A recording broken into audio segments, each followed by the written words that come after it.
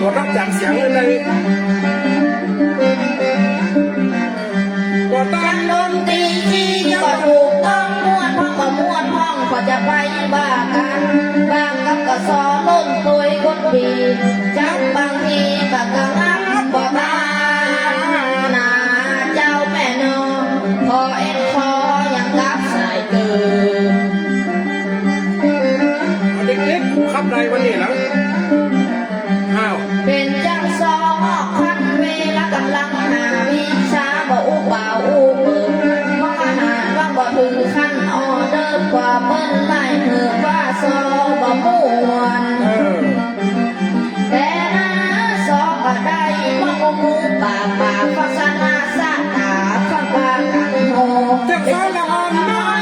ประสบการณ์นอกกายศึกษาอยู่บนหลังเล่า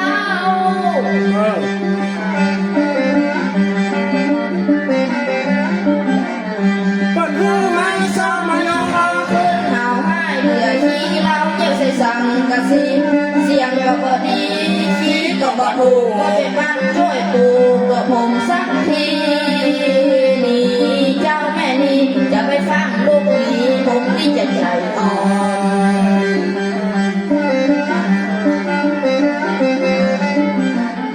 การจ้อยการซ้อมมันเป็นของโบราณขอสื่อสารหากว่าซ้อมบ่ถูกต้องมาเพิ่งมาเรียนมันก็ตึงยากคล่องพ่อครูสั่งห้องผู้จับพุทธจับบ้านฟังไปจะซ้อละอ่อนเสียงยังบ่ใส่บ่มีลวดลายเมื่อจะซ้อคนใหญ่จะซ้อละอ่อนน้อยได้ประสบการณ์แล้วไกลทึกคันอยู่บนหลังเล่าจำเสียงนี่คือได้ถ้าจำเสียงนี่ได้ผ่านเพราะว่าเป็นซองมันยคอขึ้นข่าวให้เหลือที่เราเยี่ยมสั่งกะสีเสียงก็บ่ดีขี้ก็บ่ถูกก็เจ็บปันช่วยปูก็ผมสักทีเจ้าแม่นี่จะไปฟังลูกนี่ผมนี่จะใจอ่อนบอกว่านี่จะโลภได้นะการจ้อยการซ้อมมันเป็นของโบราณขอสื่อสารหากว่าซ้อมบ่ถูกต้องมาคุกมาเฮียนมันก็ตึงยากท่องพ่อครูสั่งห้องผู้จับรถจับบ้านกลับไปจะซ้อละอ่อนเสียงยังบ่ใส่บ่มีลวดลายมันจะซ้อคนใหญ่จะซ้อน้อยได้ประสบการณ์ไปจะเปิดบุ๊กมาหรือตัวเรือมา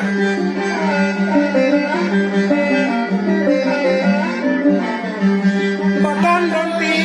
ยังถูกต้องม้วนห้องขอจะไปว่ากัน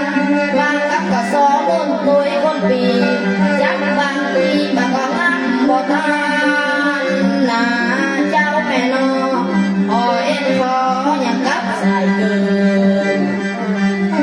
โคตรเดียวแฮมหรอกเดี๋ยวนะ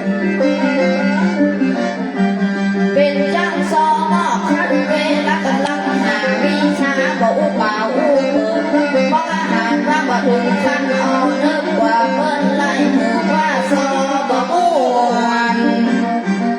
แต่นะซอก็ได้มองงูป่า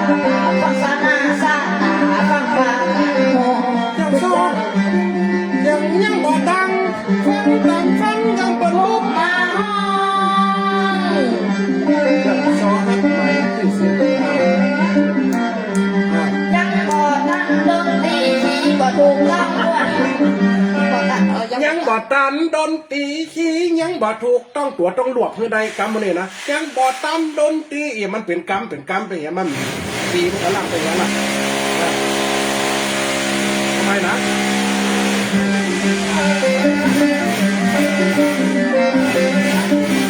กรรม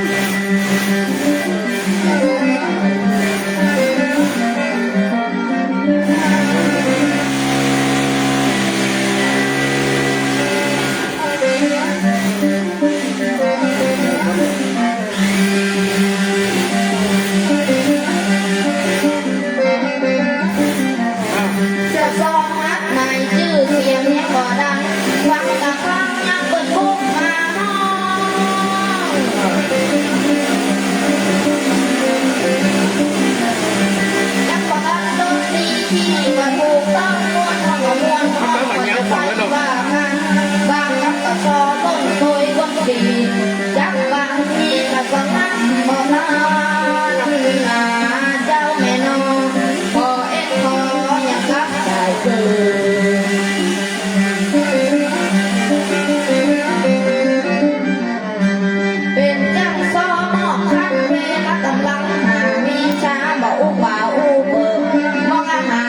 ถึงขั้นอ่อนเลิกว่าเมื่อใช่หือว่าซอบ่ม่วน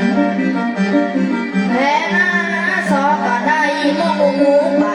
ฟังสนาสะตาฟังปากันหู เจ้าซอฮักใหม่ชื่อเสี เสี ย ย ง ง ยั ยัง ง บ่ บ่ ดั ดั ง ง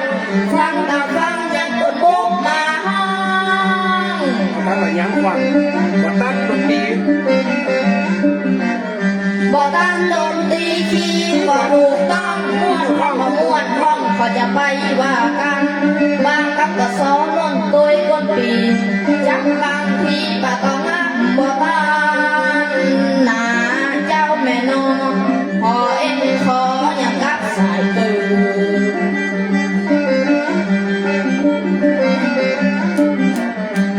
เป็นยังสอบนอกคันเวลากำลังหาวิชาบ่อู้เปล่าอู้เปิดมองอาหารว่าบ่ถึงขั้นออเดอร์ว่าเบิ้ลไล่หือว่าซอบ่มั่ว อาหารว่างหวังสั้น แต่นา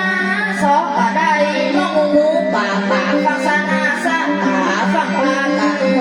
เป็นจะสอนน้อยได้ประสบการณ์นอกกายคึกคันอยู่บนหลังเล่า ๆหลังเล่าเขาบอกจัดสนาเขาแบบนี้ว่าเนาะโอ้โหร้องเอินเห่าให้เหนื่อย ที่เราไม่ใส่สังกะสีเสียงก็บ่ดีขี้ก็บ่ถูกปัจจุบันช่วยปลูกตัวผมสักทีเจ้าแม่นี่จะไปฟังลูกนี้ผมนี่จะใจอ่อน เดี๋ยวจับมือได้อันจะเข้าเรื่องนี้ไงหน่อย การจ้อยการซ้อมมันเป็นของโบราณขอสื่อสารว่าสอบบ่ถูกต้องมาเพิ่งมาเฮียนมันก็ตึงยากข้องพ่อครูสั่งข้องทุกจำบทจำบาทฟังไปจากซอละอ่อนเสียงยังบ่ใส่บ่มี